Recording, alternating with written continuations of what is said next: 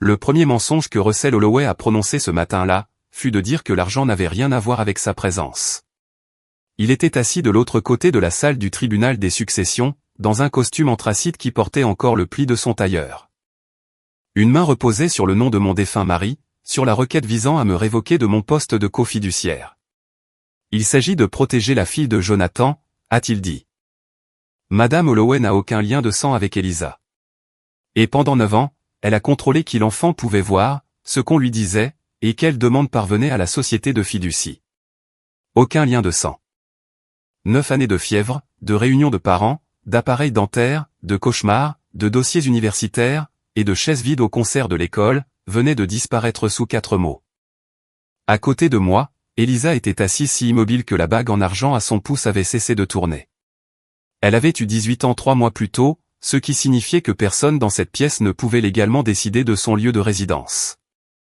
Mais il pouvait encore demander au tribunal d'effacer mon nom de la fiducie que son père avait bâtie pour elle. L'avocat de Russell a souri, comme si l'affaire était déjà décidée. Marjorie a baissé les yeux, et a pressé un mouchoir sur ses joues sèches.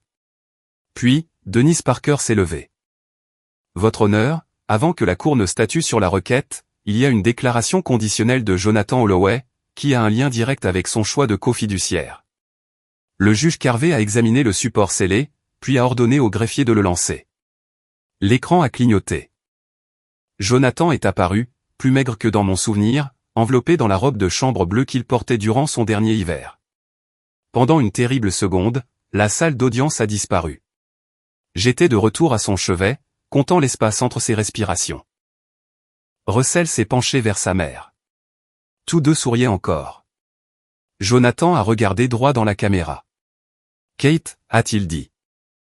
Avant que quiconque ne t'accuse de rester pour l'argent, j'ai besoin que tu me pardonnes. Les sourires de l'autre côté de l'allée ont disparu. Je ne t'ai jamais dit ce que ces actions pourraient devenir. La main d'Elisa a trouvé la mienne, sous la table. Jonathan a pris une courte inspiration. Et si ma mère et mon frère sont dans cette pièce, demande-leur d'expliquer pourquoi ils ont refusé ma fille, avant même de savoir qu'elle valait quelque chose. 9 ans plus tôt, la première nuit après ses funérailles, Elisa avait grimpé dans mon lit, et m'avait demandé si, moi aussi, j'allais la quitter. Ceci est l'histoire de pourquoi j'ai dit non. Avant de vous ramener là où tout a commencé, dites-moi d'où vous écoutez, et comment se passe votre journée. Restez avec moi, car chaque choix qui a suivi, a commencé avec une enfant effrayée devant la porte d'une chambre. Et s'il vous plaît, abonnez-vous à la chaîne pour ne pas manquer la suite. Durant la dernière semaine de Jonathan, notre maison semblait se rétrécir autour de la pièce où il se mourait. Les soins palliatifs avaient placé son lit près de la fenêtre, bien qu'il ouvrit rarement les yeux assez longtemps pour voir l'extérieur. Un verre d'eau était posé près de sa main droite. Il tendait le bras pour l'attraper, s'arrêtait à mi-chemin, et me regardait avec des excuses qu'il n'avait plus la force de prononcer. J'ai appris à lui tendre la paille avant qu'il ne le demande. Son vieil appareil photo argentique reposait sur la commode, avec encore 23 poses sur la pellicule.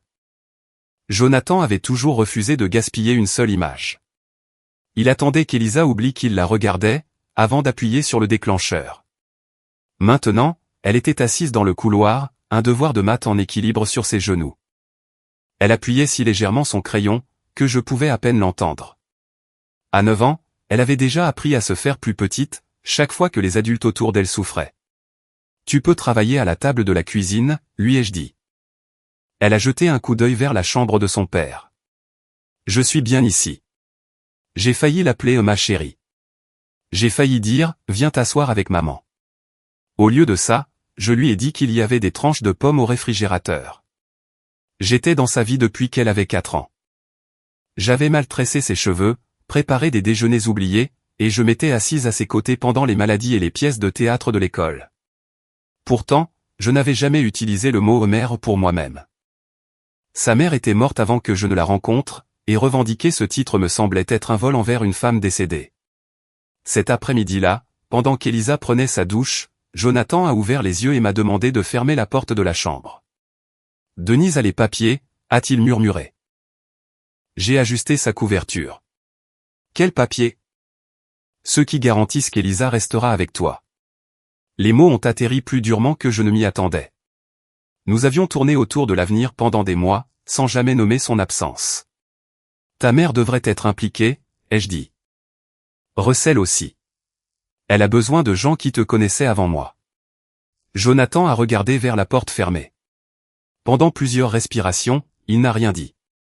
Denise leur a posé une question formelle, a-t-il finalement dit. Ses doigts ont bougé sur le drap, comme s'il cherchait les miens. Elle s'en occupe. Ce n'est pas une réponse. C'est la seule réponse que j'ai pour l'instant.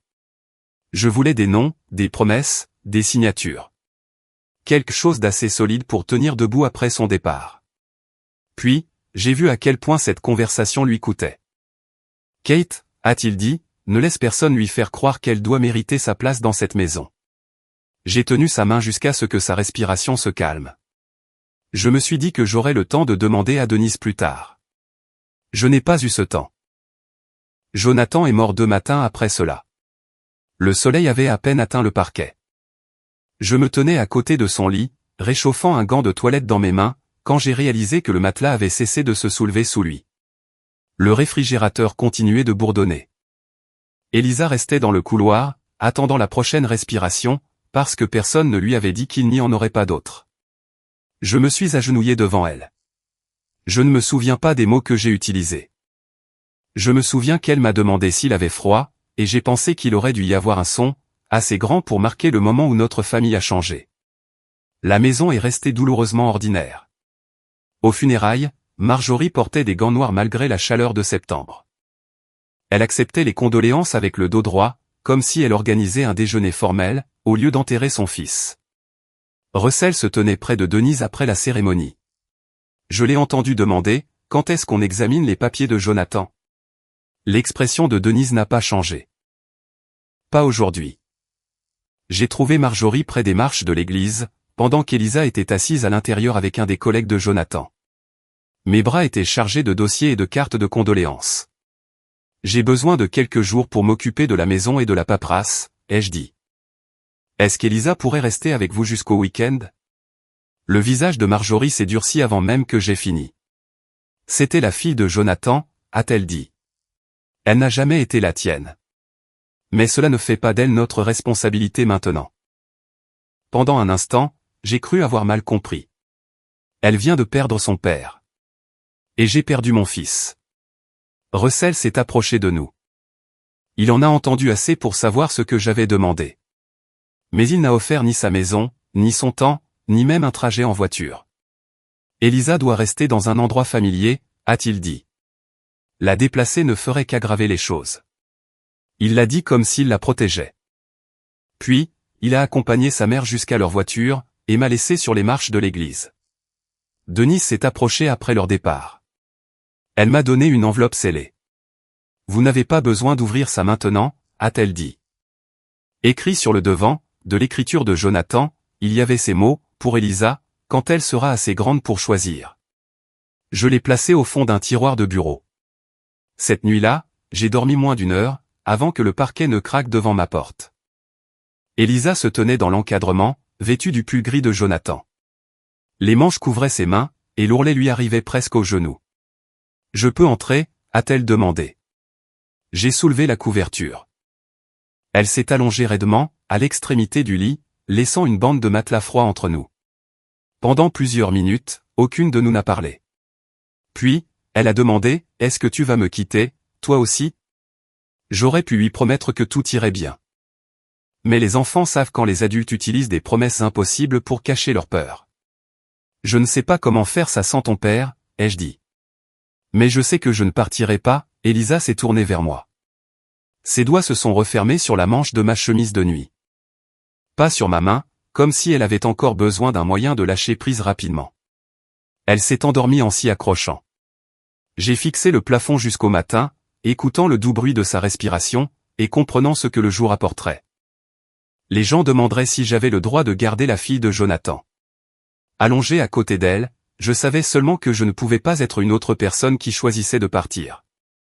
Au lever du soleil, Elisa avait desserré sa prise sur ma manche, mais ne l'avait pas complètement lâchée.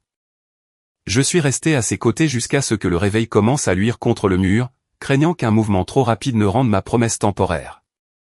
3 jours plus tard, j'étais assise en face de Denise Parker dans son bureau de Sacramento. Le certificat de décès de Jonathan dans mon sac, et un nœud sous les côtes qui ne s'était pas desserré depuis les funérailles. Denise a disposé 2 dossiers sur le bureau. Ce sont des questions distinctes, a-t-elle dit. La tutelle décide de qui est responsable des soins d'Elisa. La fiducie décide de la manière dont les actifs de Jonathan sont détenus et utilisés pour son bien. J'ai regardé d'un dossier à l'autre. Lequel décide si elle reste avec moi? La tutelle. Jonathan m'avait nommé comme la personne qu'il souhaitait voir élever Elisa. Sa mère était morte des années avant mon arrivée dans leur vie. Mais sa nomination ne rendait pas la décision automatique. Un juge des successions devrait encore décider de ce qui servait au mieux les intérêts d'Elisa. Denise a ouvert le 2e dossier. La société Vale Estate Trust détiendra l'argent, fera les investissements, tiendra les comptes et approuvera les distributions. Jonathan vous a nommé cofiduciaire, parce que vous connaissez les besoins quotidiens d'Elisa. Vous ne serez pas rémunéré. Et vous ne pourrez pas virer d'argent sur votre propre compte. De quel argent parle-t-on? Il y a une assurance vie, un compte d'études, et quelques actions de sociétés privées qui sont difficiles à évaluer. Nous n'avons pas besoin de régler ça aujourd'hui. J'ai failli rire de l'absurdité du mot argent. J'avais passé la matinée à décider si je pouvais me permettre de remplacer le chauffe-eau cassé, sans toucher au compte d'urgence. Que se passe-t-il si la famille de Jonathan s'y oppose? Alors, ils devront se présenter, et dire au tribunal ce qu'ils veulent. Cela m'effrayait plus que je ne l'admettais. Marjorie avait déjà dit qu'Elisa n'était pas sa responsabilité. Mais les gens rejettent parfois un fardeau en privé, pour revendiquer un droit en public. Je n'avais aucun lien de sang, aucune ordonnance d'adoption, et aucun nom sur l'acte de naissance d'Elisa. Tout ce que j'avais, c'était la vie que nous avions vécue ensemble. Denise a suggéré que je demande à Marjorie de soutenir la tutelle. Même si elle ne voulait pas s'occuper d'Elisa elle-même, une simple déclaration affirmant qu'Elisa devait rester dans la maison qu'elle connaissait, pourrait éviter des semaines d'incertitude. J'ai passé l'appel depuis ma cuisine ce soir-là, pendant qu'Elisa coloriait à table. Marjorie a répondu après la 4e sonnerie. Le tribunal a besoin de savoir si vous vous opposez à ce qu'Elisa reste avec moi, ai-je dit. Vous n'assumeriez aucune responsabilité. Je vous demande seulement de confirmer qu'elle doit rester chez elle. Je ne m'engagerai pas dans un arrangement que Jonathan a créé sans me consulter. Il était mourant, Marjorie. Et je perdais mon fils. J'ai baissé la voix. Elisa est en train de perdre tout le monde, d'un seul coup. Ce n'est pas de mon fait. Russell a pris la parole un instant plus tard. J'ai entendu Marjorie lui dire que j'essayais de les impliquer légalement. Je ne peux assumer aucune responsabilité personnelle ou financière pour un enfant, a-t-il dit. Mon entreprise est déjà assez instable. Personne ne te demande de l'élever. Alors, laisse-moi en dehors de ça. Denise m'avait prévenu de ne pas discuter. S'il ne voulait pas aider, elle avait besoin de leur refus par écrit, pour que la tutelle ne soit pas retardée par des questions sans réponse. Je comprends, ai-je dit. Je ne demanderai plus. Quand je me suis retourné, Elisa se tenait près de l'embrasure de la porte. Je ne savais pas ce qu'elle avait entendu. Elle a regardé le téléphone dans ma main, puis est retournée à la table sans rien demander. Après cela, elle est devenue plus facile, d'une manière qui m'a effrayé. Elle faisait son lit avant le petit déjeuner. Elle portait ses assiettes à l'évier, et essuyait le comptoir sans qu'on le lui demande. Quand ses bottes d'hiver se sont fendues sur le côté, elle a glissé un morceau de carton à l'intérieur, et a dit qu'elle fonctionnait encore. À l'épicerie, elle a arrêté de tendre la main vers les céréales que Jonathan achetait. Un soir, je l'ai trouvée en train de mettre 2 € de son argent de cantine, dans le bocal à côté du réfrigérateur. Qu'est-ce que c'est, ai-je demandé. Pour la facture d'électricité. Tu ne paies pas la facture d'électricité. Je pensais que je pouvais aider.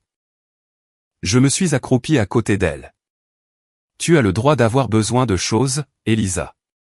Elle a fixé le bocal, et a dit qu'elle le savait. Mais son visage me disait qu'elle n'y croyait pas encore. Les factures rendaient mes paroles plus difficiles à prouver. Les frais médicaux de Jonathan étaient réglés, mais l'hypothèque demeurait. La maison avait été choisie pour 2 revenus, et un avenir que nous n'avions plus. Chaque pièce le portait en elle, mais le souvenir ne réduisait pas un paiement mensuel. Denise a expliqué quelles dépenses la fiducie pouvait légitimement couvrir pour Elisa, les frais de scolarité, les besoins de santé, les vêtements et d'autres choses clairement destinées à elle, pouvaient être soumis à Val Estate. Ma part des charges du ménage restait la mienne. J'aurais pu essayer de garder la maison, et demander à la fiducie de prendre en charge une plus grande partie de la part d'Elisa. Au lieu de cela, j'ai appelé un agent immobilier. Vendre, c'était comme une autre mort. Jonathan avait peint lui-même les placards de la cuisine. La marque de la taille d'Elisa grimpait encore sur le mur du garde-manger. Sa tasse à café était toujours dans le même placard, car aucune de nous ne pouvait décider si la déplacer serait un manque de respect. Pourtant, garder une maison que je ne pouvais pas me permettre, aurait transformé chaque facture d'épicerie et chaque dépense scolaire en une question sur l'argent d'Elisa. Je voulais une ligne claire entre ce qui lui appartenait, et ce que je devais, en tant qu'adulte qui avait promis de rester. L'audience de tutelle a eu lieu avant la vente de la maison. Marjorie et Russell ne se sont pas présentés. La salle d'audience était plus petite que ce à quoi je m'attendais. Il n'y avait pas de jury, ni d'argumentation dramatique. Seulement un juge en robe sombre, Denise à mes côtés, et Elisa assise, les mains rentrées sous ses cuisses. Le juge a examiné la nomination de Jonathan, l'étude du domicile, mes dossiers d'emploi, et le fait que la mère d'Elisa était décédée. Puis, elle a regardé par-dessus ses lunettes, Elisa. Vous comprenez que Kate a demandé à devenir votre tutrice légale? Elisa a hoché la tête. Et où voulez-vous vivre? Ses yeux se sont déplacés vers moi, puis sont revenus vers le juge. Je veux rentrer à la maison avec Kate. Elle ne m'a pas appelé un maman. Je n'en avais pas besoin. Le juge m'a accordé la tutelle de sa personne. Denise m'a rappelé discrètement que cela signifiait que j'étais responsable de ses soins, de son école, de ses décisions médicales et de sa vie quotidienne. Cela ne faisait pas de moi la seule contrôleuse de la fiducie de Jonathan. Val Estate détenait toujours les actifs, et supervisait chaque distribution. La distinction importait au tribunal. Pour moi, la seule chose qui importait, c'est qu'Elisa a tendu la main vers la mienne, lorsque nous nous sommes levés pour partir. À l'extérieur de la salle d'audience, Denise m'a donné une mince chemise. Ce sont les demandes de Jonathan à sa mère et à son frère, ainsi que leurs réponses. J'ai regardé l'entête de la première page, mais je n'ai pas pu me résoudre à lire plus loin. Les mots se sont brouillés avant de devenir des phrases. Je ne peux pas lire ça aujourd'hui, ai-je dit, en glissant la chemise dans mon dossier. 2 mois plus tard, la vente a été finalisée. Notre nouvelle maison était plus petite, avec un couloir étroit, et un citronnier qui se penchait sur la clôture du fond. La chambre d'Elisa faisait face au soleil de l'après-midi. Avant que les déménageurs n'apportent son lit, elle s'est tenue dans la pièce vide, tenant l'appareil photo de Jonathan. L'obturateur a cliqué. « Pourquoi as-tu pris une photo d'une pièce vide ?» ai-je demandé. Elle a baissé l'appareil. « Pour que je me souvienne que nous étions là, avant que quelqu'un ne change ça. » Je voulais lui dire que personne ne pouvait changer ça. J'en avais assez appris à ce moment-là pour éviter les promesses que je ne pouvais pas contrôler. Au lieu de cela, j'ai porté la dernière boîte à l'intérieur, et j'ai accroché les nouvelles clés à un crochet près de la porte d'entrée. Elisa m'a regardé. Est-ce qu'on va devoir déménager à nouveau? J'ai touché la clé jusqu'à ce qu'elle cesse de se balancer. Pas parce que quelqu'un décide que nous n'avons pas notre place ici. Pendant les 9 années suivantes, notre vie n'a pas changé en un moment dramatique. Elle a changé dans des pièces, une décision ordinaire à la fois. La première fut une salle d'urgence, quand Elisa avait 11 ans. Elle s'est réveillée avant l'aube, avec une douleur dans le bas du côté droit, et a insisté qu'elle pouvait toujours aller à l'école. À midi, elle était recroquevillée contre la portière passager, pendant que je conduisais dans le trafic de Sacramento, une main sur le volant et l'autre tendue vers elle chaque fois que la voiture s'arrêtait. Le médecin a dit que c'était une appendicite. L'opération serait simple, s'ils agissaient rapidement. Rien de tout cela ne me semblait simple. J'ai signé les formulaires de consentement en tant que sa tutrice légale, j'ai répondu aux questions sur les allergies, et j'ai appelé Val Estate quand l'hôpital a demandé des informations d'assurance liées à la fiducie de Jonathan. Le processus a pris quelques minutes, mais chaque signature me rappelait que quelqu'un avait un jour eu besoin de décider si j'étais autorisé à garder cet enfant. Après l'opération, Elisa dérivait entre conscience et sommeil, sous une couverture chauffante. Ses joues étaient rouges, ses cheveux collaient humides à son front. Je me suis penché près d'elle quand elle a bougé les lèvres. « Maman » a-t-elle murmuré. Ne pars pas, le mot m'a atteinte avant que je ne sois prête. Je suis là, lui ai-je dit. Rendors-toi. Quand elle s'est réveillée correctement le lendemain matin, elle se souvenait d'avoir demandé de l'eau, et rien d'autre. Je ne lui ai pas dit comment elle m'avait appelé. Je ne lui ai pas demandé de le redire. J'ai emporté le mot à la maison, discrètement, et je l'ai gardé là où je gardais toutes les choses que j'avais peur de revendiquer. Marjorie a appelé le soir même. Pendant une seconde pleine d'espoir, j'ai pensé que quelqu'un de l'hôpital l'avait contacté. Puis, elle a demandé si j'avais trouvé la collection de montres de Jonathan. Ma petite fille se remet d'une opération, ai-je dit. J'ai entendu Russell mentionner quelque chose en ligne. Elle a 11 ans, tu pourrais demander comment elle va. Je suppose que tu me le dirais, si c'était grave. J'ai regardé à travers la vitre, Elisa endormie sous les lumières de l'hôpital. Marjorie a continué. Ces montres appartenaient au père de Jonathan, avant lui. Tu devrais te souvenir que certaines choses appartiennent à sa vraie famille. J'ai mis fin à l'appel sans répondre. Elisa n'a jamais su que Marjorie avait appelé. À l'époque, le silence semblait plus gentil que de la laisser découvrir que sa grand-mère s'était souvenue d'un tiroir de montres, avant de se souvenir d'elle. 3 ans plus tard, la pièce qui nous unissait était notre cuisine. J'avais commencé à prendre des services du soir 2 fois par semaine, pour aider avec les dépenses croissantes. Un jeudi, je suis rentré après 21 heures, et j'ai trouvé une assiette couverte de papier d'aluminium sur la cuisinière. Elisa avait laissé un mot à côté, chauffer 2 minutes. J'ai déjà fait mes devoirs. Elle avait 14 ans alors. Tout en long membre et en questions prudentes. Le lendemain matin, elle a posé un formulaire de l'école à côté de mon café. Sa classe d'histoire prévoyait un voyage de 4 jours à Washington DC. Le coup était imprimé en bas. Ça a l'air merveilleux, ai-je dit. Ce n'est pas important. Tu m'as apporté le formulaire, pour que tu saches de quoi tout le monde parlera. J'ai demandé quand la compte était due. Elle a plié le papier en 2, et l'a glissé sous son bol de céréales. J'ai changé d'avis. Son visage avait la même expression qu'elle portait, lorsque ses bottes s'étaient fendues des années plus tôt. Elle avait appris de nouveaux mots, mais elle essayait toujours de se rendre assez peu coûteuse pour que je la garde. Tu veux y aller, ai-je dit. Nous n'avons pas besoin de dépenser autant.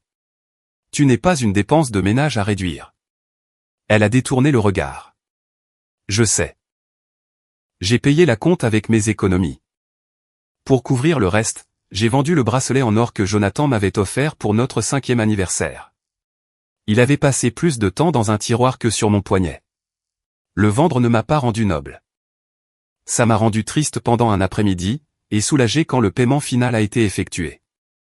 Je ne l'ai pas dit à Elisa. Je voulais qu'elle se souvienne des musées, pas qu'elle calcule ce que j'avais abandonné pour l'y envoyer. La semaine avant son voyage, une carte d'anniversaire est arrivée de Russell. Près d'1 mois en retard. Il n'avait signé que son nom. En dessous, en plus petit, il avait ajouté une question, sais-tu ce qu'il est advenu des actions North Star de Jonathan? Je suis resté dans la cuisine, tenant la carte, pendant qu'Elisa préparait des encas pour le vol. J'aurais pu la lui donner, et expliquer la phrase. J'aurais pu la laisser décider si une carte en retard, avec une question financière, comptait toujours comme un contact.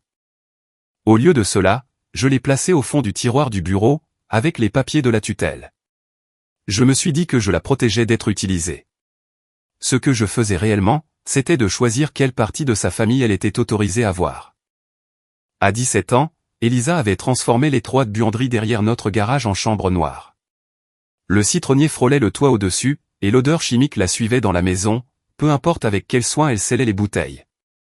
Un samedi, elle a développé plusieurs pellicules que Jonathan avait laissées derrière lui. Je me tenais à ses côtés sous la lumière rouge, pendant que les images apparaissaient lentement dans les bacs. L'une montrait Jonathan tenant un tuyau d'arrosage. Une autre capturait Elisa, endormie contre son épaule. Une troisième m'attrapait en train de rire, le visage détourné de l'appareil. Puis, une autre photo est apparue. Marjorie, assise sur notre ancien Porsche, avec une Elisa beaucoup plus jeune sur ses genoux. Ses bras étaient enroulés autour de l'enfant, et toutes deux souriaient. Elisa a soulevé la photographie humide par les bords. On dirait qu'elle m'aimait. J'ai regardé le liquide s'écouler d'un coin. Probablement. Alors, pourquoi n'ont-ils jamais appelé? Il y avait des réponses que j'aurais pu donner. Ils ont appelé quelques fois. Ils ont posé les mauvaises questions. L'un de ces appels s'est terminé avec toi en larmes. J'ai bloqué les numéros, parce que je pensais que les supprimer était plus sûr que de t'apprendre à leur survivre. Au lieu de ça, j'ai dit, ils ont choisi de ne pas faire partie de nos vies. C'était vrai, mais pas complet. Elisa m'a regardé, et l'a accepté sans méfiance. Cette confiance aurait dû me réconforter. Au lieu de cela, elle a laissé une petite pression sous mes côtes. La photographie a séché sur une ligne au-dessus de nous. Quelques mois plus tard, une enveloppe de la Val Estate Trust Company est arrivée, avec une marque rouge sur le dessus, attention immédiate requise. À l'intérieur, un avis indiquait que North Star Medical System avait conclu un accord d'achat. Les actions privées de Jonathan, autrefois difficiles à évaluer et impossibles à vendre, valaient désormais environ 2,4 millions d'euros au sein de la fiducie d'Elisa. J'ai lu le chiffre 3 fois. Jonathan m'avait dit que ces actions pourraient ne jamais rien devenir. Il en avait parlé comme les gens parlent d'un vieux billet de loterie, laissé dans un tiroir. J'ai appelé Naomi Grant à Val Estate. Elle a confirmé que la société détenait et investissait toujours tous les actifs de la fiducie. Je restais une cofiduciaire non rémunérée, ce qui signifiait que je pouvais aider à évaluer les besoins d'Elisa et envisager des distributions inhabituelles, mais que je ne pouvais ni virer de l'argent sur mon propre compte, ni approuver des paiements par moi-même. Elisa est la bénéficiaire, a dit Naomi. La fiducie peut soutenir l'éducation, les soins médicaux et un logement raisonnable. La majeure partie du capital reste protégée jusqu'à ses 25 ans, selon les instructions de Jonathan. Je l'ai remercié, et je me suis assise à la table de la cuisine avec la lettre entre les mains. Avant d'appeler Denise, avant de répondre à une autre question, je l'ai dit à Elisa. Elle a lu l'avis en silence. Je m'attendais à de l'incrédulité, peut-être de l'excitation à propos de l'université, ou du genre d'avenir qui ne lui demanderait plus de compter chaque dépense. Au lieu de cela, elle a levé les yeux. Papa le savait?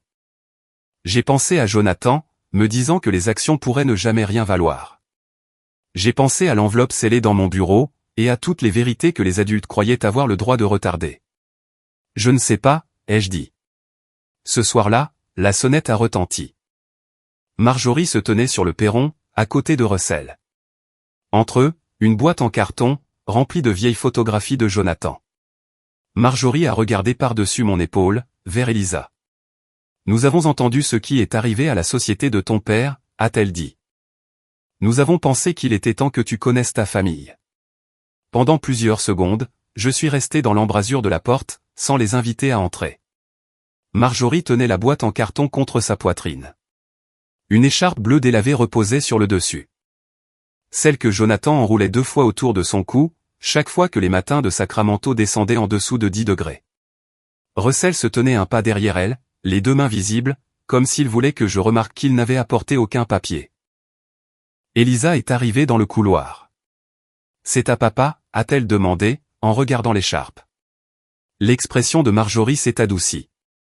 Il l'a portée pendant presque tous ses hivers à l'université. Je voulais fermer la porte. Je me suis aussi souvenu de la photographie séchant sous la lumière rouge, et d'Elisa demandant pourquoi sa grand-mère n'avait jamais appelé. 1 heure, ai-je dit. Nous ne discutons pas de la fiducie. Russell a hoché la tête immédiatement. Nous sommes venus voir Elisa. Il l'a dit avec l'assurance d'un homme qui s'attend à ce que la phrase elle-même compte comme preuve. Nous nous sommes assis dans le salon. Marjorie a posé la boîte sur la table basse, et a sorti chaque objet avec soin. Il y avait des photos de classe, de vieilles cartes d'anniversaire, un gant de baseball avec le nom de Jonathan écrit à l'intérieur, et une photo de lui à 12 ans, les 2 genoux écorchés. Elisa l'a prise. Que s'est-il passé? Il a essayé de sauter par-dessus un fossé de drainage avec son vélo, a dit Marjorie. Il a fait passer Russell en premier, l'a regardé tomber, et a ensuite décidé qu'il pouvait faire mieux. Russell a souri. Il a atterri plus loin dans le fossé. Elisa a ri, avant de pouvoir se retenir. Le son a changé la pièce. Pendant un moment, Marjorie n'était pas la femme qui avait refusé de la prendre après les funérailles.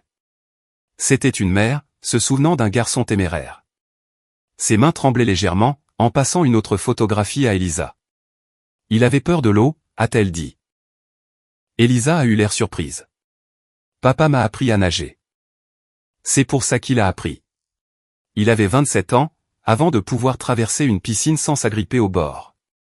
Quand tu es né, il a dit qu'aucune de ses filles ne le verrait jamais avoir peur de quelque chose qui pourrait lui sauver la vie. Je n'avais jamais entendu cette histoire. Elisa m'a regardé, comme pour vérifier si je la connaissais déjà. J'ai secoué la tête. Marjorie lui a souri, et j'ai vu quelque chose de vrai là-dedans. Elle avait aimé Jonathan. Elle avait peut-être même aimé Elisa, de la manière limitée dont elle s'autorisait à aimer quiconque, dont les besoins compliquaient les siens. Russell s'est excusé avant la fin de l'heure, bien qu'il n'ait jamais nommé ce qu'il avait fait. Nous avons mal géré les choses après la mort de Jonathan, a-t-il dit. Tout le monde était en deuil. Le temps a passé, et puis c'est devenu plus difficile de savoir comment revenir. Vous auriez pu commencer par un coup de fil, ai-je dit. Son regard s'est brièvement tourné vers Marjorie. On nous a dit que ce ne serait pas bienvenu.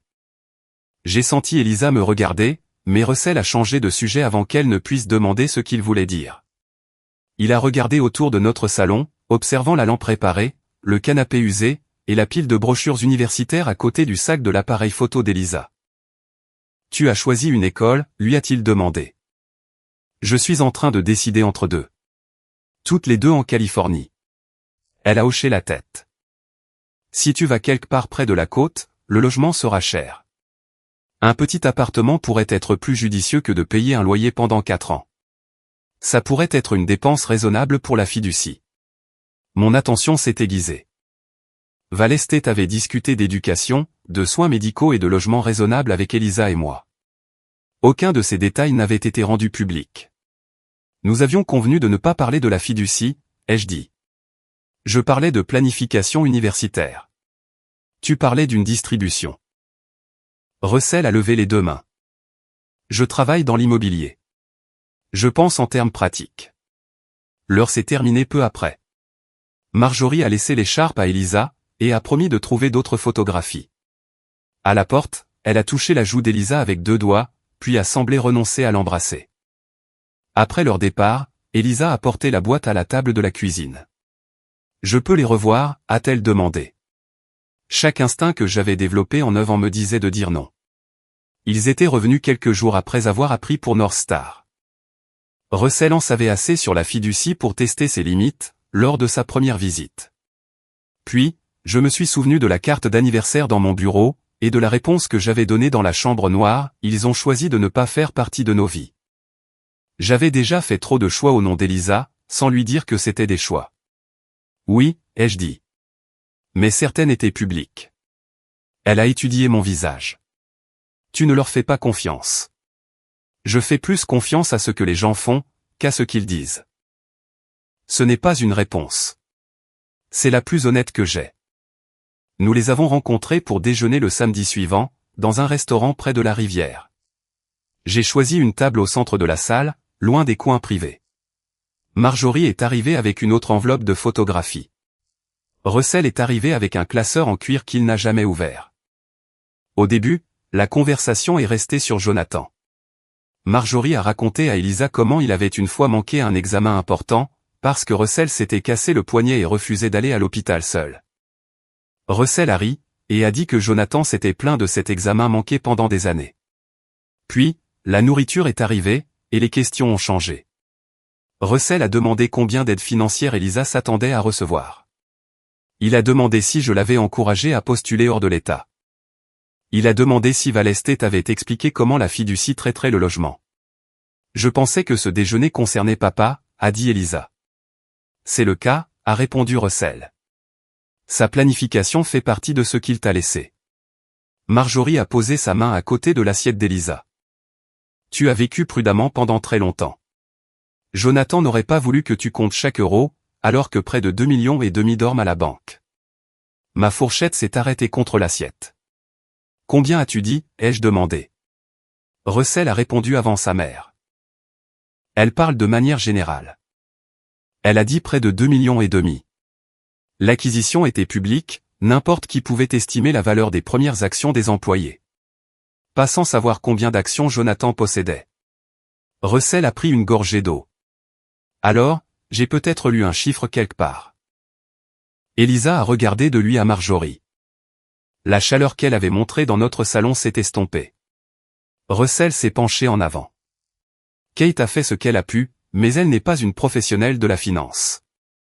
Il n'y a aucune insulte à admettre qu'un fiduciaire agréé pourrait prendre des décisions indépendantes, sans que l'émotion familiale ne s'en mêle. L'émotion de quelle famille, a demandé Elisa. De tout le monde. Marjorie a souri, comme pour essayer de réparer la conversation. Tu mérites de vivre comme une Holloway. Les épaules d'Elisa se sont raidies. Je vis déjà comme une Holloway. C'est mon nom. Tu sais ce que je veux dire. Je ne crois pas, non. Le déjeuner s'est terminé sans dessert. Ce soir-là, Russell a envoyé à Elisa un lien vers un appartement meublé, près de l'un des collèges qu'elle envisageait. Son message disait que la fiducie pourrait probablement l'acheter, au lieu de gaspiller de l'argent en loyer. Marjorie a commencé à envoyer des photographies chaque matin. Jonathan le premier jour d'école, Jonathan tenant Russell bébé, Jonathan au bord d'un lac, plissant les yeux au soleil. Elisa a regardé chacune d'elles, mais a arrêté de répondre après le 3e jour. Ils essayaient de compresser 9 années vides, en une semaine de souvenirs. Marjorie m'a appelé en privé le vendredi. Tu as eu 9 ans, a-t-elle dit. Tu n'as pas le droit de le garder entièrement pour toi. Elisa n'est pas ce qui reste de Jonathan, pour que nous le partagions. Tu sais exactement ce que je veux dire. Je sais que tu es revenu après avoir appris la valeur des actions. Sa voix s'est refroidie. Et je sais que tu as passé des années à décider de ce qu'Elisa avait le droit de savoir sur nous. Je l'ai tenu à l'écart de personnes qui l'avaient déjà rejeté. T'a-t-elle demandé de le faire? Je n'ai pas répondu assez vite. Marjorie l'a remarqué. Vous appelez ça de la protection, a-t-elle dit. D'autres pourraient appeler ça de l'isolement. Elle a mis fin à l'appel avant que je puisse répondre. Quelques minutes plus tard, Elisa est entrée dans la cuisine, tenant son téléphone. La couleur avait quitté son visage. Russell lui avait envoyé une capture d'écran d'un ancien historique d'appel. Le numéro de Marjorie y apparaissait plus d'une fois. En dessous, il avait écrit un seul message, avant de décider qui a abandonné qui, demande à Kate ce qu'elle ne t'a jamais dit. Elisa se tenait de l'autre côté de l'îlot de cuisine, la capture d'écran de Russell brillant dans sa main. Ont-ils appelé? Il n'y avait plus de version sûre de la réponse. Oui. Le mot a changé son visage, plus que n'importe quelle excuse n'aurait pu le faire. Combien de fois? Quelques fois, pendant les 2 premières années. Tu m'as dit qu'ils avaient choisi de ne pas faire partie de nos vies. C'est ce qu'ils ont fait. Ce n'est pas ce que j'ai demandé. J'ai tendu la main vers le dossier d'une chaise, mais je ne me suis pas assise. Ils ont appelé, Elisa. J'aurais dû te le dire. Elle a posé le téléphone sur le comptoir, entre nous. Qu'est-ce qu'ils voulaient? La vérité, qui m'avait un jour semblé trop laide à donner à une enfant en deuil, était maintenant alourdie par chaque année où je l'avais gardée. Ta grand-mère a demandé des nouvelles des montres de ton père, de ses papiers, des choses qu'elle croyait devoir rester dans la famille Holloway. Russell voulait savoir ce qu'il était advenu des actions de North Star. Parfois, il demandait comment tu allais. Mais la conversation revenait toujours à la propriété ou à l'argent. Les yeux d'Elisa ne m'ont pas quitté. Ont-ils jamais demandé à me voir? Marjorie a demandé à te parler une fois. Que s'est-il passé? Je me souvenais clairement de l'appel. Elisa avait 10 ans, assise par terre avec un puzzle étalé autour de ses genoux. Elle avait pris le téléphone avec empressement, parce que je lui avais dit que c'était sa grand-mère.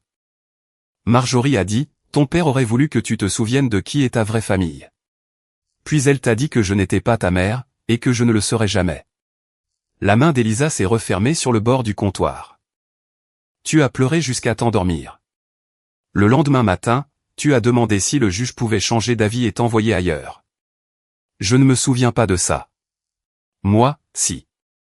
Alors, tu les as bloqués. Oui. Et quand je t'ai demandé pourquoi ils n'appelaient jamais, tu as menti. Je t'ai dit la partie que je pensais te blesser le moins. C'est toujours un mensonge. Je voulais dire que je l'avais fait parce que je l'aimais. Mais la phrase ressemblait trop à une demande de pardon. J'ai eu tort de décider de ce que tu pouvais supporter. Elisa s'est détournée, et a pressé ses 2 paumes contre le comptoir. Quoi d'autre as-tu décidé que je ne pouvais pas supporter? L'enveloppe scellée était toujours dans mon bureau. La carte d'anniversaire de Russell était derrière. La chemise que Denise m'avait remise après l'audience de tutelle était restée non lue pendant des années. Je ne sais pas, ai-je admis. Elle s'est retournée vers moi. Ça non plus, ce n'est pas une réponse. C'est la plus honnête que j'ai. Elle a pris son sac de l'appareil photo sur la chaise. Où vas-tu? À la chambre noire. Laisse-moi te conduire. Non, Elisa, il fait presque nuit. Je n'ai plus 9 ans. La porte d'entrée s'est fermée avant que je puisse répondre. Chaque partie de moi voulait la suivre. Je voulais expliquer l'appel de l'hôpital, la carte d'anniversaire, et chaque moment où j'avais cru que le silence était une protection. Au lieu de cela, je suis resté dans la cuisine, et je l'ai laissé partir, sans transformer sa colère en une autre chose que je contrôlais. Elle m'a envoyé un texto 15 minutes plus tard, pour dire qu'elle était en sécurité. Elle n'a pas dit quand elle reviendrait. Russell a appelé, alors que je fixais encore le message. Tu devrais la laisser entendre les deux versions, a-t-il dit. Tu as envoyé à une adolescente des fragments de vieux dossiers, sans contexte. Je lui ai envoyé des faits. Tu lui as envoyé une arme. Seulement parce que tu m'en as donné une. J'ai baissé la voix. Que veux-tu? Un professionnel indépendant devrait superviser la fiducie. Quelqu'un qui n'est pas émotionnellement impliqué avec Elisa. Val Estate la supervise déjà. Tu as toujours une influence sur les distributions spéciales. Tu as passé des années à contrôler son accès à la famille. Un tribunal pourrait se demander ce que tu as contrôlé d'autre. Tu as dit à Denise que tu ne pouvais accepter aucune responsabilité personnelle ou financière pour Elisa. C'était il y a 9 ans. Avant que les actions ne valent quelque chose. Il a fait une pause. Puis, il a dit, tu devrais parler à ton avocate. Les papiers sont arrivés 2 jours plus tard. Marjorie et Russell avaient déposé une requête auprès du tribunal des successions du comté de Sacramento. Denise me l'a expliqué à la table de ma cuisine, car je ne pouvais pas supporter de m'asseoir dans un autre bureau, pendant que quelqu'un discutait de ma place dans la vie d'Elisa. Il ne demande pas la garde, a-t-elle dit. Elisa aura 18 ans en août, et ta tutelle prendra fin alors. Il demande au tribunal de te suspendre de ton poste de cofiduciaire, d'examiner les distributions passées, et de nommer un fiduciaire professionnel. Russell a dit qu'il voulait de l'indépendance. Le fiduciaire qu'il propose a travaillé avec son entreprise auparavant. J'ai de nouveau regardé la requête. Les mots influence indue et conflit d'intérêts apparaissaient plus d'une fois. Ils disent que je l'ai manipulé. Ils disent que tes rôles de tutrice, de soignante et de cofiduciaire t'ont donné trop d'influence. Je n'ai jamais touché 1 euro. Les dossiers de Val Estate le montreront. Denise a tapoté une autre section. Il demande également un compte-rendu, et se réserve le droit de demander une charge supplémentaire. Qu'est-ce que ça veut dire? S'il persuade le tribunal que tu as approuvé des dépenses inappropriées ou violé ton devoir fiduciaire, il pourrait demander une condamnation contre toi, personnellement. Mes yeux se sont tournés vers la fenêtre au-dessus de l'évier. Au-delà, le citronnier se penchait contre la clôture de la première maison que j'avais achetée sans Jonathan. Pourrait-il prendre la maison? Ils n'ont aucun droit sur ta maison. Mais si tu perdais, et que tu faisais face à une lourde condamnation et à des frais de justice, tu pourrais devoir vendre des actifs pour payer. La distinction était juridiquement importante, et émotionnellement inutile. Russell n'avait aucun droit sur ma maison. Il avait seulement besoin de rendre sa défense trop coûteuse. Il avait également demandé une mesure d'urgence, affirmant que les dates limites pour les frais de scolarité et de logement d'Elisa nécessitaient une protection immédiate. Denise a dit que le tribunal ne déciderait pas de tout le litige en quelques semaines. Il pourrait préserver la fiducie, maintenir les paiements ordinaires pour les études et les frais médicaux via Val Estate, et restreindre temporairement les distributions inhabituellement importantes, tout en fixant une audience probatoire plus rapide. Ils veulent l'urgence, parce que l'urgence pousse les gens à céder, a-t-elle dit. Que se passe-t-il jusqu'à l'audience? Val Estate continue de payer les dépenses essentielles approuvées. Russell n'obtient pas le contrôle. Tu restes cofiduciaire, à moins que le juge n'ordonne le contraire. J'ai lu un paragraphe m'accusant d'avoir isolé Elisa de sa famille paternelle, pour préserver une influence émotionnelle et financière.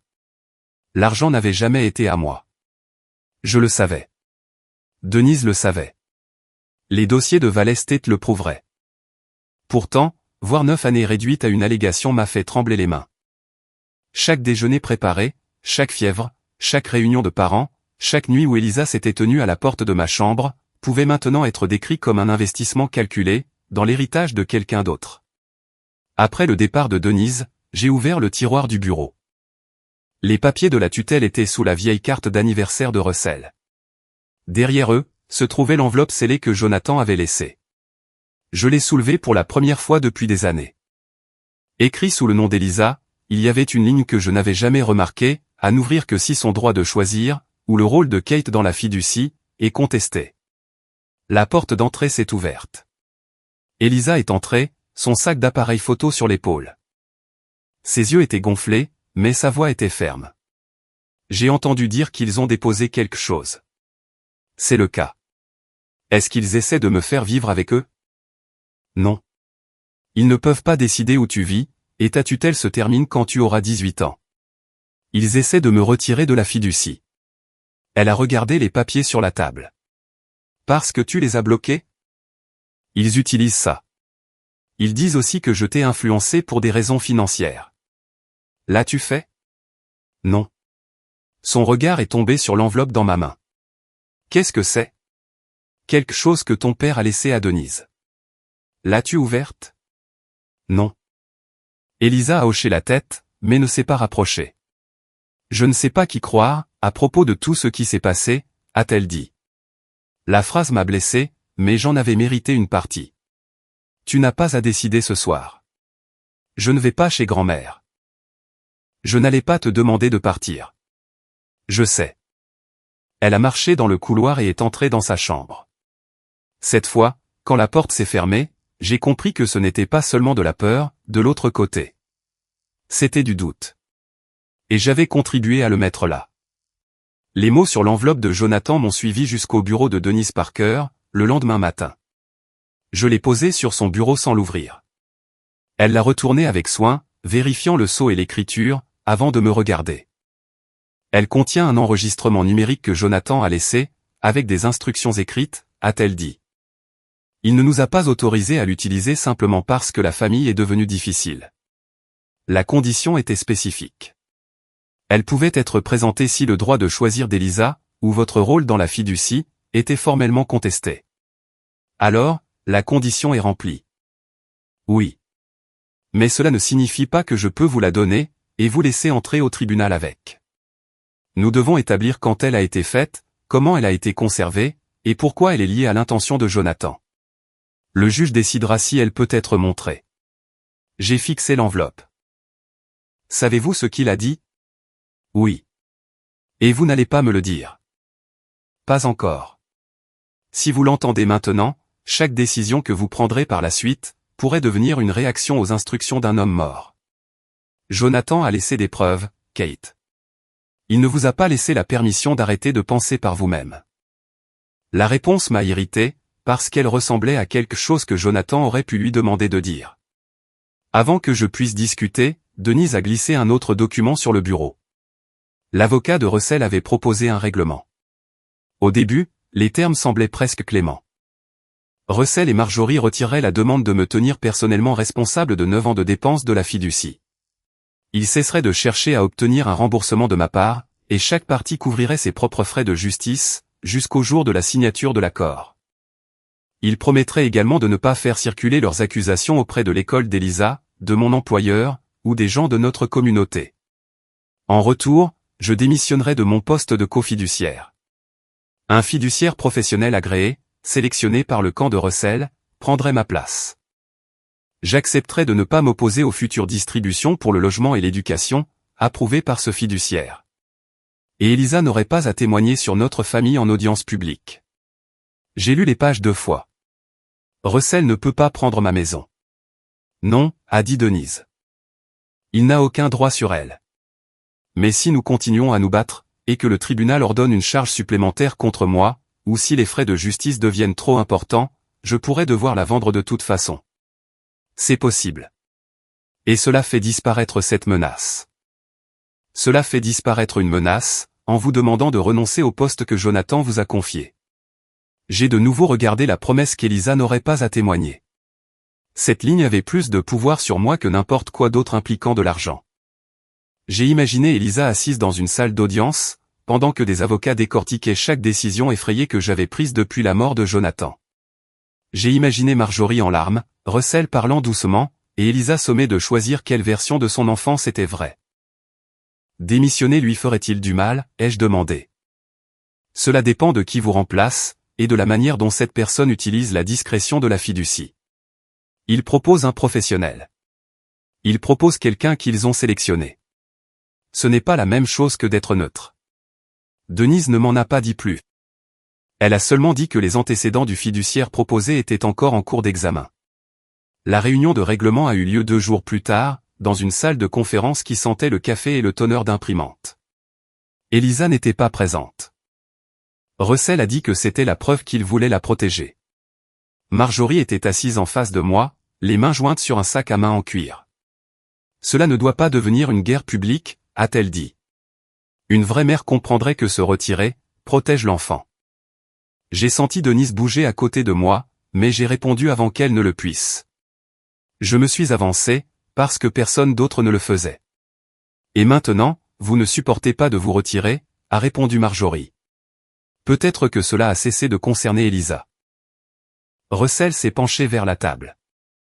Personne ne remet en question les années où vous vous êtes occupé d'elle. Nous remettons en question le fait que la personne qui l'a élevée devrait également influencer la manière dont des millions d'euros sont utilisés. Val Estate contrôle l'argent. Vous avez toujours une voix. Elisa aussi.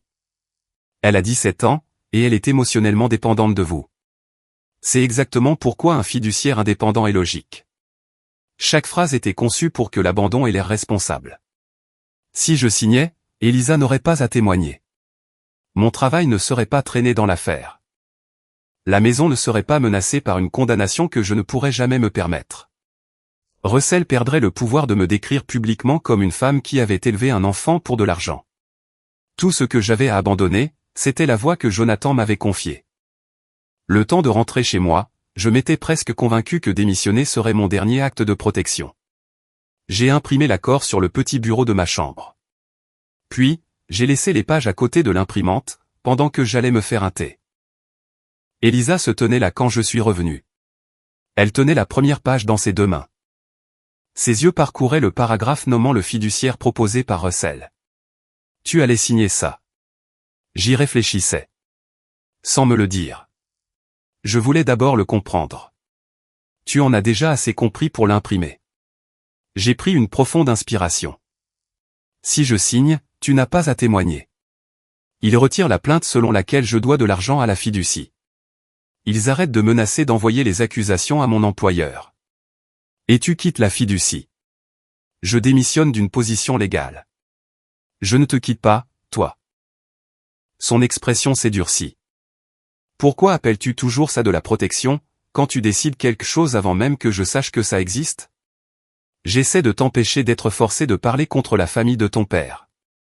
C'est eux qui ont porté l'affaire, pas moi. Je sais. Alors pourquoi suis-je celle qui perd la personne que papa a choisie? J'ai tendu la main vers les pages, mais elle les a pressées contre sa poitrine. Elisa, c'est une fiducie. Ce n'est pas une tutelle, ni une garde. Tu as presque 18 ans, et personne ne peut te forcer à vivre où que ce soit. Tu as promis que tu ne partirais pas, a-t-elle dit. Renoncer à la seule voie que papa t'a donnée, c'est toujours partir. Cette voie pourrait nous coûter cette maison. La vérité s'est échappée, avant que je puisse l'adoucir. Elisa a regardé autour de la pièce, vers la porte étroite du placard et le bord usé de la moquette. Alors c'est de ça qu'il s'agit. Non. Il s'agit de la possibilité que je perde le procès, que je doive de l'argent que je n'ai pas, et que je perde mon travail, parce que Russell continue de répéter la même accusation jusqu'à ce que quelqu'un le croie. Il s'agit de regarder des avocats transformer chaque erreur que j'ai faite. En preuve que 9 ans avec toi était un plan financier. Ma gorge s'est nouée, mais je me suis forcé à continuer. J'ai peur qu'un juge regarde les appels bloqués, la carte que j'ai cachée, et chaque fois que je ne t'ai dit qu'une partie de la vérité, puis décide que rien d'autre ne compte. J'ai peur qu'ils mettent une valeur monétaire sur tout ce que j'ai fait, et qu'ils appellent ça de l'influence. La colère d'Elisa n'a pas disparu. Elle a changé. Alors, arrête de demander au tribunal de te dire ce que tu étais pour moi. La pièce est devenue très silencieuse. J'avais passé des années à croire que si j'en portais assez, seule, Elisa n'aurait jamais à en sentir le poids. Au lieu de cela, je m'étais appris à cacher chaque choix difficile, jusqu'à ce qu'il devienne un secret qu'elle devait découvrir. J'ai sorti mon téléphone, et j'ai appelé Denise, pendant qu'Elisa se tenait toujours à côté de moi. Quand Denise a répondu, j'ai dit, rejetez le règlement. Êtes-vous sûr? Oui. Donnez-leur les dossiers complets. Les appels que j'ai bloqués, la carte que j'ai gardée. Chaque distribution que j'ai approuvée, et chaque demande que j'ai refusée. Je ne veux pas d'une version édulcorée. J'ai regardé Elisa. Et je ne lui demanderai pas de prendre mon parti. Denise est restée silencieuse un moment. Puis, nous nous préparons pour l'audience. La réponse de Russell est arrivée ce soir-là. Son avocat a dit qu'il poursuivrait la demande de charges supplémentaires, chercherait à récupérer les frais de justice, et demanderait au tribunal de geler chaque distribution spéciale jusqu'à ce que l'affaire soit résolue. J'ai transféré la lettre à Naomi Grant. Elle a appelé dans l'heure, et m'a assuré que l'ordonnance de préservation du tribunal permettait toujours à Val Estate de payer les frais de scolarité, les besoins médicaux et les frais de vie ordinaires approuvés d'Elisa. Russell pouvait faire en sorte que la menace paraisse plus grande, mais il ne pouvait pas tout arrêter, simplement en l'écrivant dans une lettre. Je suis retourné dans la chambre avec l'accord non signé. Elisa se tenait dans le couloir, devant sa chambre. J'ai replacé les pages dans leur enveloppe sans les signer, et je les poussai au fond du bureau. Elisa ne m'a pas serré dans ses bras, ni ne m'a dit qu'elle me pardonnait. Elle a ouvert la porte de sa chambre, et a regardé en arrière. Je suis toujours en colère, a-t-elle dit. Mais je suis là. La première ordonnance du tribunal est arrivée en juillet. Elle autorisait Val Estate à continuer de payer les acomptes de scolarité, les frais médicaux et les frais de vie ordinaire d'Elisa. Mais elle gelait temporairement les distributions inhabituellement importantes, jusqu'à l'audience de novembre. Russell n'a pas obtenu le contrôle, et je suis resté cofiduciaire. Pourtant, chaque demande portait désormais le sentiment que quelqu'un, à l'extérieur de notre maison, mesurait si je méritais de signer mon nom. Elisa a eu 18 ans en août. Il n'y a pas eu de moment dramatique au palais de justice, lorsque ma tutelle a pris fin. À minuit, la loi a simplement cessé de la traiter comme une enfant, dont je pouvais décider de la résidence. Le lendemain matin, elle a ouvert une lettre de Val Estate, qui lui était directement adressée, et a lu un rapport de fiducie qui, autrefois, serait passé par moi. J'ai préparé le même gâteau au citron que Jonathan faisait pour ses anniversaires. Nous l'avons mangé à la table de la cuisine, toujours prudentes l'une envers l'autre. Mais la prudence avait changé. Elisa n'avait plus besoin de ma permission pour partir, rester à la maison, parler à Marjorie ou refuser ses appels. Quand elle a choisi de rester, je ne pouvais plus prétendre que le choix appartenait à quelqu'un d'autre qu'elle. En septembre, elle a commencé l'université, à une distance en voiture de Sacramento. Val Estate a payé directement les frais de scolarité, et a approuvé ses frais de logement ordinaires sans délai. L'affaire continuait en arrière-plan, à travers des documents, des délais et des conversations que Denise compressait en courte mise à jour. Je n'avais pas besoin d'entendre parler de chaque dépôt. J'avais seulement besoin de savoir ce que chaque développement pourrait demander à Elisa ou à moi, d'abandonner. Notre seule réunion de préparation complète a eu lieu fin octobre. Denise a étalé une longue feuille de papier sur la table de sa salle de conférence, pendant que Naomi Grant ouvrait les dossiers de la fiducie sur un ordinateur portable. Elisa était assise à côté de moi, plutôt qu'entre nous. Un petit changement que j'ai remarqué, sans le mentionner. Denise a tracé 5 marques sur le papier. Voici l'affaire, sans les discours, a-t-elle dit. À la première marque, Jonathan avait demandé à Marjorie et Russell de servir de tuteurs suppléants, si je ne pouvais pas m'occuper d'Elisa. À la deuxième, tous deux avaient refusé. À la troisième, le tribunal m'avait nommé tutrice, et la fiducie de Jonathan m'avait placé aux côtés de Val Estate, en tant que cofiduciaire non rémunéré. À la quatrième, 9 ans de dossier montraient que je n'avais reçu aucune compensation, tandis que la société contrôlait chaque euro. À la cinquième, North Star a été vendu, la fiducie valait désormais environ 2,4 millions d'euros, et la famille de Jonathan est revenue. Denise a rebouché son stylo. L'audience de novembre ne vise pas à déterminer si Kate a pris chaque décision personnelle parfaitement. Le juge décidera s'il y a suffisamment de preuves de manquement, d'inaptitude ou d'influence indue, pour la révoquer de la fiducie. Elle a ouvert le premier dossier. À l'intérieur, se trouvaient les lettres et les emails de 2017, que j'avais été trop épuisé pour lire après l'audience de tutelle. Denise ne les a pas lus à voix haute. Elle a résumé les parties importantes, et nous a dit que la formulation complète serait réservée au tribunal. Russell avait écrit qu'il ne pouvait assumer aucune responsabilité personnelle ou financière pour un enfant. Marjorie avait dit qu'Elisa devait rester avec la femme qui avait choisi cette vie. Aucune des deux réponses n'avait demandé ce dont Elisa avait besoin, à quel point elle était effrayée, ou si je pouvais m'en sortir seule. Elisa a gardé les yeux sur les pages. Ils savaient que papa était mourant, quand ils ont écrit ça? Oui, a dit Denise. Et Kate leur a demandé de l'aider. Kate et Jonathan, tous les deux. Elisa ne m'a pas regardé.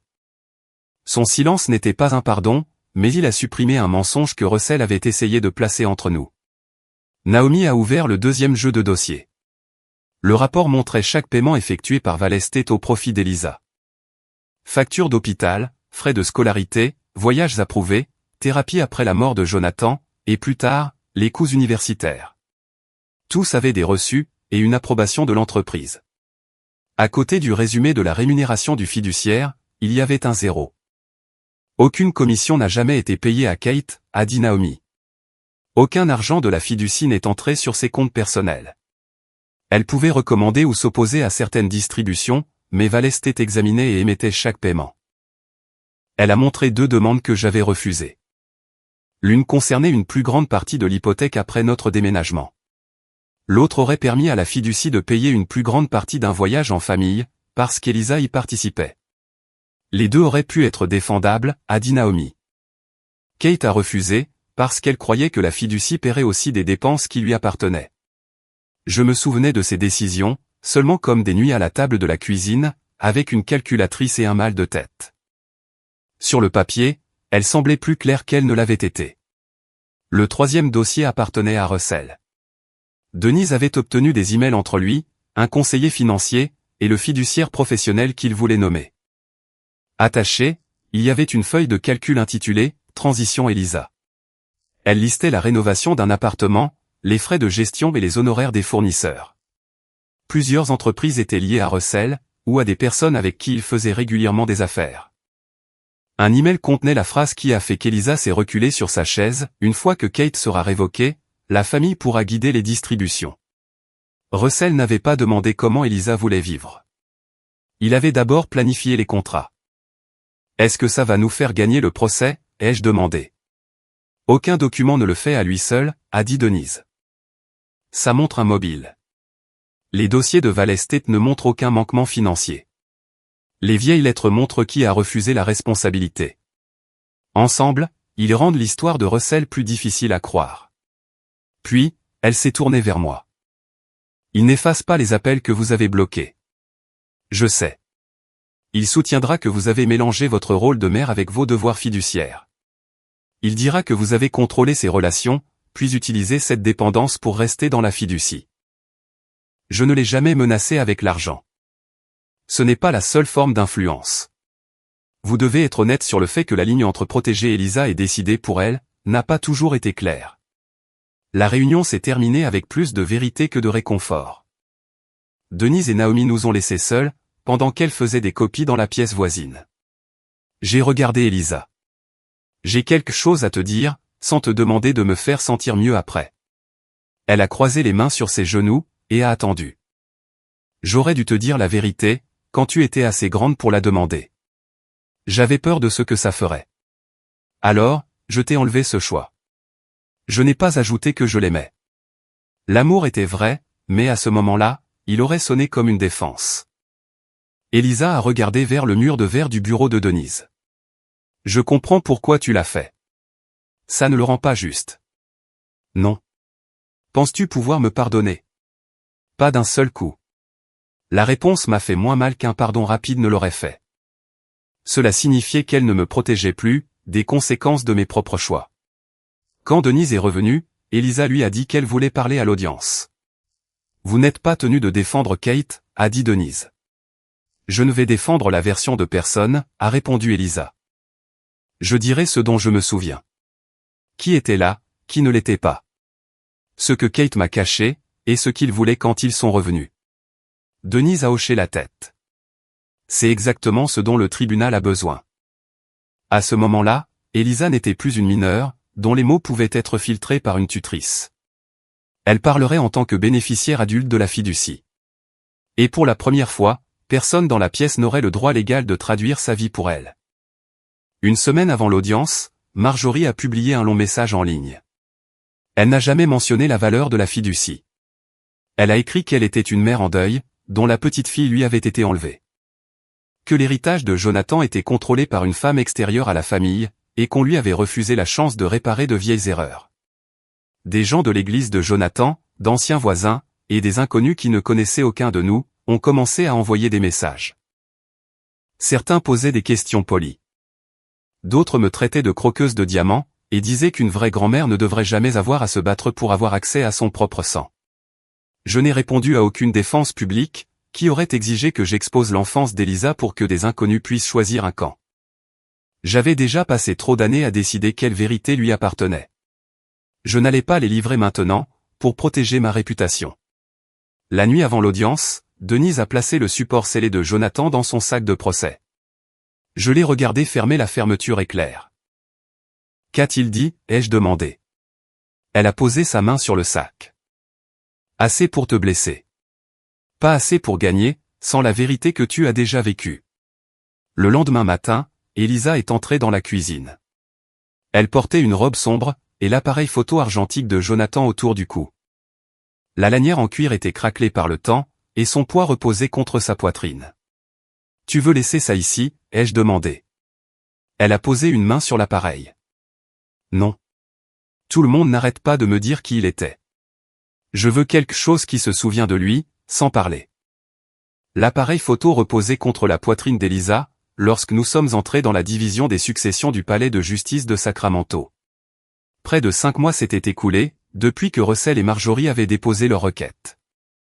Mais la pièce semblait toujours organisée autour de leur première accusation. Ils demandaient au tribunal de me retirer de la fiducie de Jonathan. Pas de décider où Elisa vivait. Elle avait eu 18 ans en août, et personne dans cette salle ne pouvait réclamer sa garde. Malgré tout, j'ai ressenti la vieille peur de l'audience de tutelle revenir, quand j'ai vu nos noms imprimés de part et d'autre du rôle. Russell était assis à côté de son avocat, portant un costume sombre et la montre de Jonathan. J'ai reconnu le cadran carré en argent, et la rayure près de la couronne, là où Jonathan l'avait heurté contre la porte de notre garage. Marjorie avait un jour insisté sur le fait que la montre appartenait à sa vraie famille. La voir au poignet de Russell, faisait que les années entre les funérailles et ce matin-là, ressemblaient moins à une absence, qu'à de la patience. Il avait attendu que quelque chose de valeur le ramène. Marjorie portait du bleu marine au lieu du noir, et gardait un mouchoir plié entre ses doigts. Elle semblait plus petite qu'aux funérailles, presque fragile. Jusqu'à ce que ses yeux croisent les miens. Alors, ses épaules se sont redressées, et j'ai vu la même certitude, qui lui avait permis de laisser Elisa sur les marches de l'église, sans croire qu'elle l'avait abandonnée. Elisa était assise à côté de Denise et moi, en tant que bénéficiaire adulte de la fiducie. Son pouce a glissé sur la vieille lanière de l'appareil photo, puis s'est arrêté, lorsque l'avocat de Russell s'est levé. Il a commencé par la phrase à laquelle je m'attendais, mais à laquelle je n'étais toujours pas préparé. Madame Holloway n'a aucun lien de sang avec Elisa. Il a décrit mes 9 ans avec elle, comme une concentration de pouvoir. J'avais été sa soignante, sa tutrice légale, et l'une des fiduciaires responsables de considérer ses besoins personnels. Selon lui, ces rôles m'avaient permis de contrôler ses relations, et de façonner sa compréhension de la famille de Jonathan.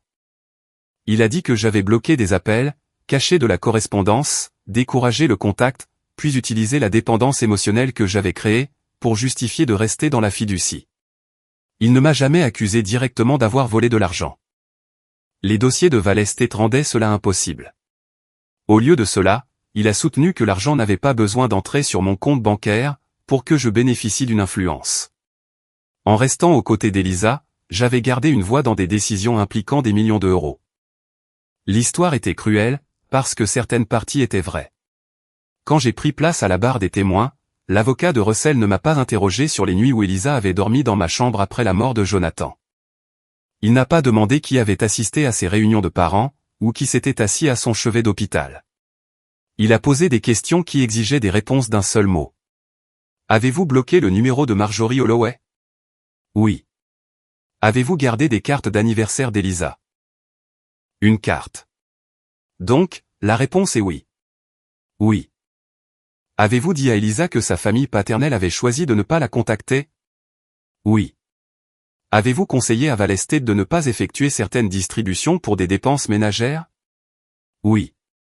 Chaque réponse enlevait du contexte, et plaçait une autre pierre propre du côté de l'échelle de Russell. Quand Denise m'a interrogé, j'ai expliqué que les appels de Marjorie s'étaient concentrés sur les possessions de Jonathan, et qu'une conversation avait laissé Elisa effrayée, que le tribunal puisse la reprendre. J'ai expliqué que la carte de Russell incluait une question sur les actions de North Star, et que j'avais rejeté les paiements de la fiducie, lorsqu'ils couvraient également des dépenses qui m'appartenaient. Je n'ai pas qualifié ces choix de parfaits, ai-je dit. Je croyais protéger Elisa, et j'ai compris plus tard que je décidais aussi de quelle vérité elle pouvait supporter. De l'autre côté de la salle, Marjorie a baissé les yeux. Pendant quelques minutes, elle a ressemblé à la femme à qui on avait refusé l'accès, plutôt qu'à la femme qui avait refusé la responsabilité. Je pouvais sentir les gens dans la salle d'audience penchés vers sa version. Quand Marjorie a témoigné, sa voix a tremblé aux bons endroits. Elle a dit que le deuil l'avait rendue froide après la mort de Jonathan. Elle a admis avoir dit des choses qu'elle regrettait, mais a affirmé que je ne lui avais jamais laissé assez de temps pour les réparer. Elle a parlé de la perte de son fils, et de regarder une autre femme devenir le centre de la vie de sa fille. J'ai appelé, a-t-elle dit. J'ai envoyé des cartes. J'ai essayé de maintenir un lien. Mais Madame Holloway a décidé que j'étais dangereuse. Le juge Carvey a écouté, sans changer d'expression. Quand Marjorie a fini, le juge a joint les mains. À quel lycée Elisa est-elle allée? Marjorie a jeté un coup d'œil vers Russell. Je crois que c'était à Sacramento. Quel était le nom? Je ne me souviens pas. Qui était son pédiatre? Je n'ai pas eu cette information. Quelle matière prévoyait-elle d'étudier à l'université? Le mouchoir de Marjorie s'est resserré entre ses doigts. La photographie, peut-être. Elisa voulait étudier le design environnemental. La photographie était la seule chose que Marjorie avait remarquée, parce que l'appareil photo rendait Jonathan visible. Le juge Carvey a continué.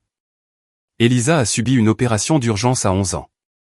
Quelle intervention a été pratiquée?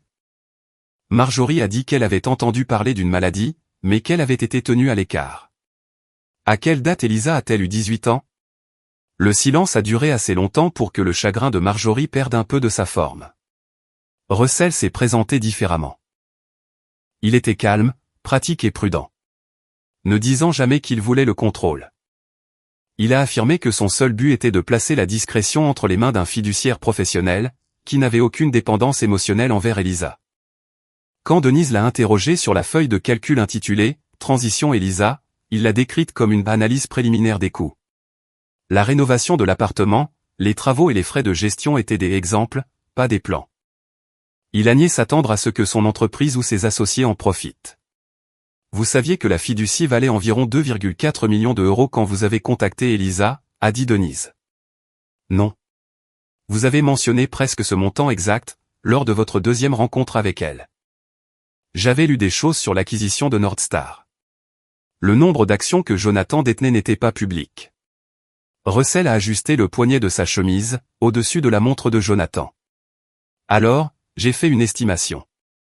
Denise a laissé la réponse là où il l'avait placée. Elle n'avait pas encore montré au tribunal toute la chaîne de mai, et j'ai compris que presser trop fort, ne ferait que le prévenir de l'endroit où le vrai dommage attendait. Naomi Grant a témoigné ensuite. Son explication a été assez brève pour que n'importe qui dans la salle puisse comprendre. Val Estate détenait et investissait les actifs de la fiducie. Je n'avais jamais reçu de compensation en tant que fiduciaire. Je ne pouvais pas virer de l'argent de la fiducie sur mon propre compte. Et chaque distribution nécessitait l'examen du fiduciaire corporatif. Aucun audit n'avait révélé de conflit d'intérêts, de fonds manquants ou de paiements inappropriés à mon égard. L'avocat de Russell a répondu que des comptes propres ne résolvaient pas l'influence émotionnelle. Naomi a convenu que les relevés bancaires ne pouvaient pas déterminer pourquoi Elisa faisait plus confiance à une personne qu'à une autre.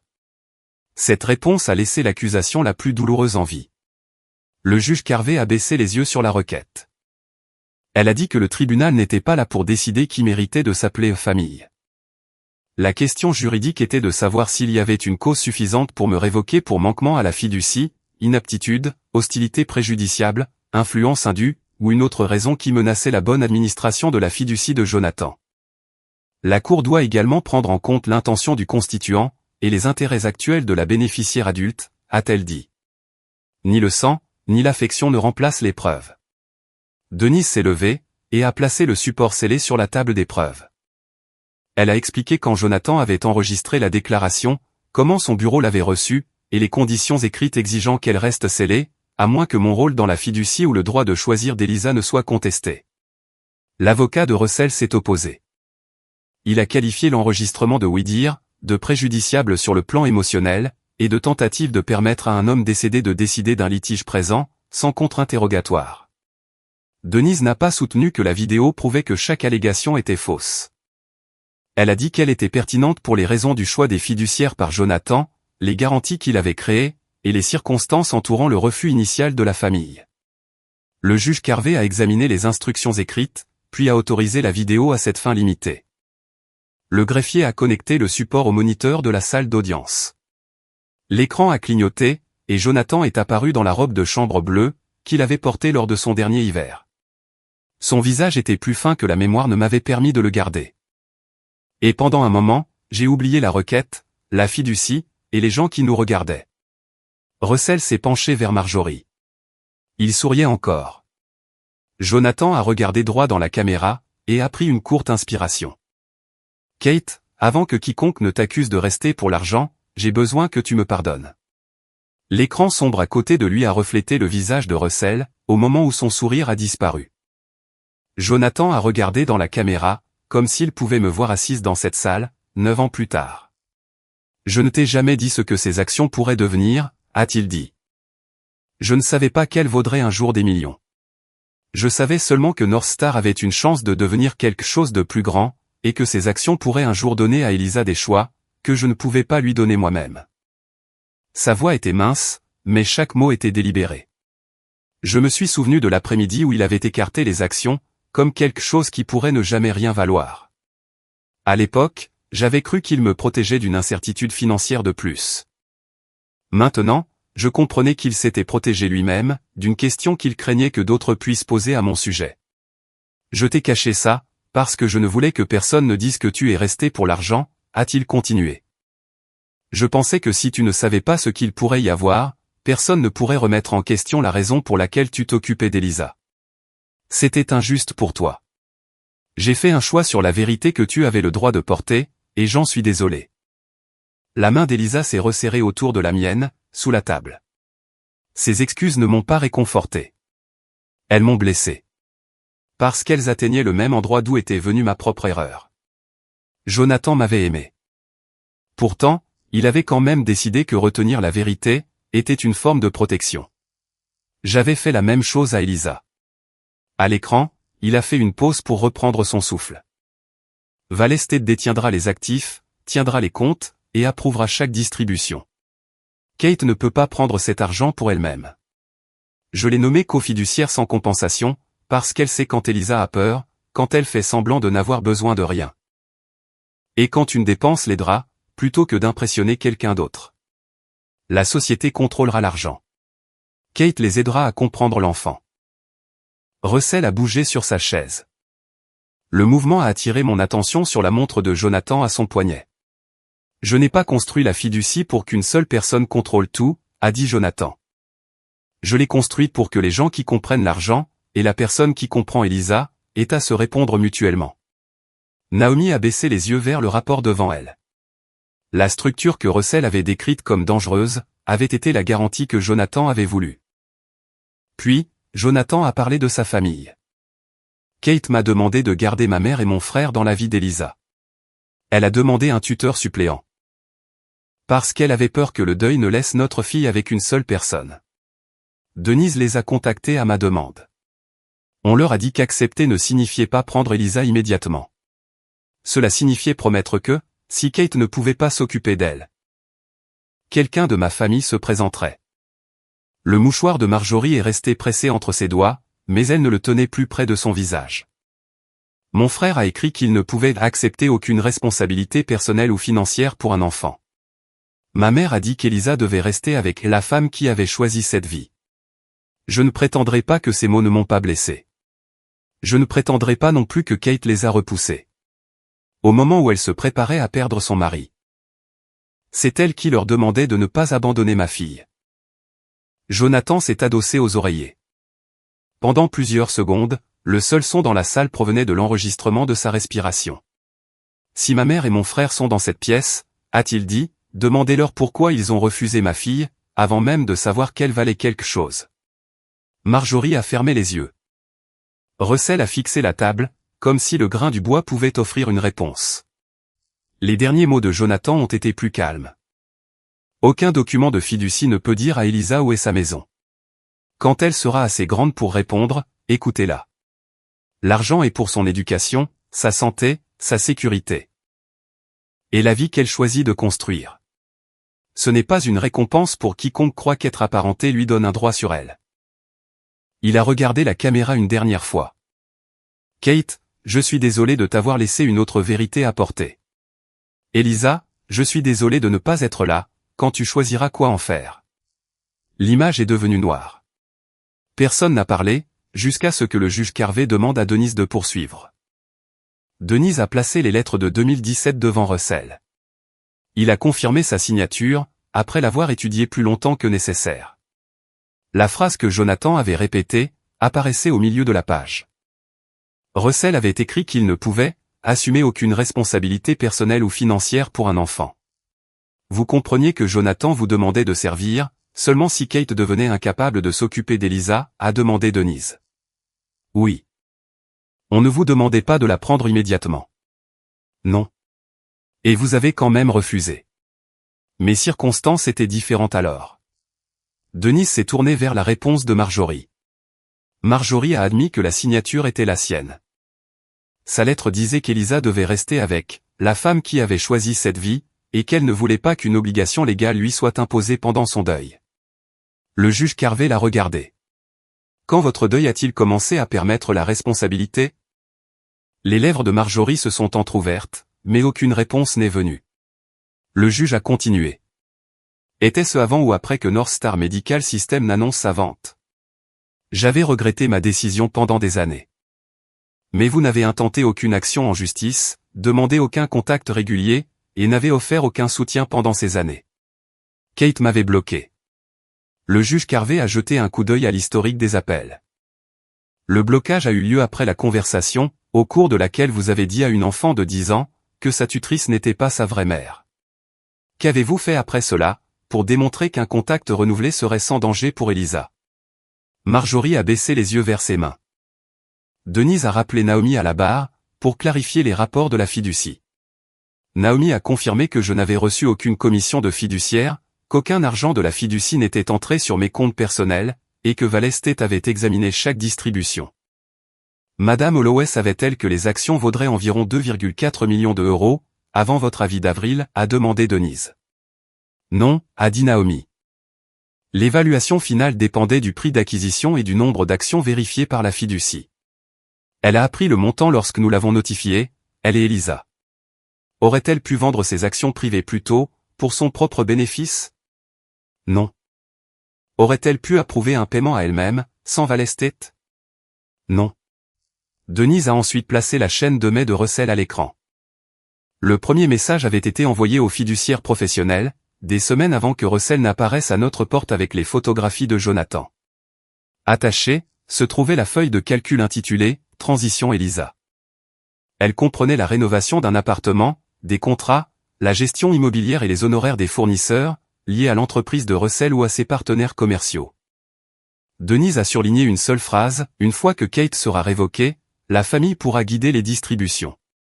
Russell s'est penché vers son avocat. Cette fois, aucune explication n'est arrivée assez vite. Vous avez témoigné que le fiduciaire était indépendant, a dit Denise. Pourquoi discutiez-vous du contrôle familial avec lui, avant même qu'Elisa n'ait accepté un quelconque plan de logement? C'était de la planification préliminaire. Au profit de qui? D'Elisa. Elisa vous a-t-elle demandé de sélectionner un appartement? Non.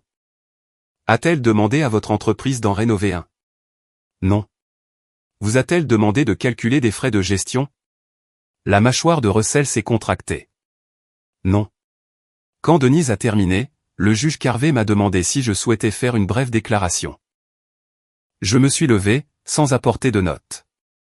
J'ai bloqué des appels, et j'ai gardé des informations d'Elisa, ai-je dit. Je croyais la protéger. Mais je lui ai enlevé des choix, qui auraient dû lui appartenir. J'ai eu tort. Marjorie a levé les yeux, s'attendant peut-être à ce que cet aveu sauve son cas.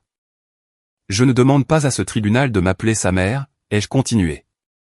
Je lui demande de ne pas remplacer les garanties de Jonathan, par des gens qui sont revenus en portant une calculatrice. Je me suis assise, avant que la peur ne me fasse en dire plus. Elisa s'est levée ensuite. L'appareil photo restait contre sa poitrine, et elle a posé une main dessus, en faisant face au juge Carvey. Kate aurait dû me parler des appels et des cartes, a-t-elle dit. Je suis toujours en colère qu'elle ait décidé de ce que j'avais le droit de savoir. Mais quelques appels n'effacent pas 9 ans. Ils ne transforment pas les gens qui sont restés à l'écart, en gens qui m'ont élevé. Elle a regardé vers Marjorie et Russell. Je ne suis pas une fiducie, un héritage, ou la preuve de qui aimait le plus mon père. Je ne choisis pas qui contrôle l'argent. Je choisis si la personne qui est restée, doit être effacée, parce que les gens qui sont partis, ont finalement appris le chiffre. Puis Elisa s'est tournée vers moi. Elle est restée, avant que l'un ou l'autre d'entre nous ne sache ce que valaient les actions. Le juge Carvey a examiné ses notes en silence. Quand elle a levé les yeux, son attention s'est portée sur Russell. Le sang peut expliquer pourquoi vous êtes ici, a-t-elle dit. Il n'explique pas où vous étiez, à l'époque. Puis, elle a ouvert la décision provisoire, qu'elle avait amendée après avoir entendu les preuves. Le juge Carvey a lu la décision, sans élever la voix. Elle a rejeté la requête de me suspendre ou de me révoquer en tant que cofiduciaire. Les dossiers ne montraient aucun manquement à la fiducie, aucun conflit d'intérêts, et aucune preuve que j'étais inapte à continuer le rôle limité que Jonathan m'avait assigné. Valley State resterait le cofiduciaire corporatif, responsable de la détention des actifs, de leur investissement, de la tenue des comptes, et de l'émission de chaque paiement. Je continuerai à servir sans compensation, aidant à évaluer les besoins personnels d'Elisa, jusqu'à ce que les termes de la fiducie changent, ou qu'elle atteigne 25 ans. Le juge a fait une distinction sans équivoque, Elisa avait 18 ans. Ma tutelle avait déjà pris fin. Donc, personne dans cette salle d'audience n'avait l'autorité de décider où elle vivait, qui elle visitait, ou quels parents elle autorisait dans sa vie. Elle recevrait directement les rapports de la fiducie, participerait aux décisions la concernant, et conserverait le droit de retourner elle-même au tribunal, si elle croyait un jour que l'un ou l'autre des fiduciaires devait être remplacé. Le fiduciaire proposé par Russell ne serait pas nommé. Le juge Carvey a estimé que la requête avait été poursuivie de mauvaise foi, et à l'encontre de l'intention clairement documentée de Jonathan. Russell et Marjorie seraient responsables de la plupart de mes frais de justice raisonnables. Aucune de leurs honoraires, frais de planification, ou demandes infructueuses ne pourrait être payée par la fiducie d'Elisa. La demande de me surcharger personnellement a été rejetée. Je ne me suis pas sentie triomphante, quand le juge a terminé. J'avais l'impression d'avoir retenu ma respiration, depuis le matin où Jonathan avait cessé de respirer, et que mon corps avait oublié comment la relâcher. Russell a murmuré quelque chose à son avocat. L'homme a secoué la tête, et a pointé un paragraphe de la décision. Le visage de Russell s'est crispé, quand il a compris que la fiducie ne paierait pas pour le procès qu'il avait intenté contre elle. Marjorie est restée assise, pendant que tout le monde rassemblait ses papiers.